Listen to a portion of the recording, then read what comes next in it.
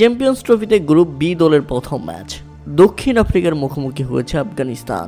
আর জবাবে ব্যাটিং করতে নেমে দুর্দান্ত শুরু দক্ষিণ আফ্রিকার। নির্ধারিত 50 ওভারে তাই 6 উইকেট হারিয়ে 315 রানের বিশাল লক্ষ্য দাঁড় করায় তারা।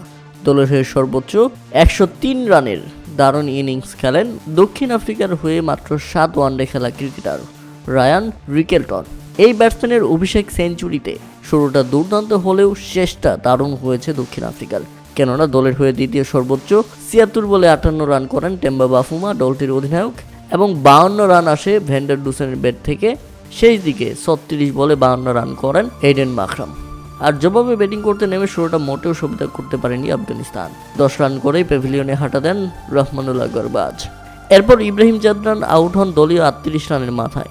সিদ্দিকুল্লাহ আতালও সুবিধা করতে পারেননি। ততক্ষণে আফগানিস্তান হারিয়েছে 50 রানের মধ্যেই তাদের তৃতীয় উইকেট।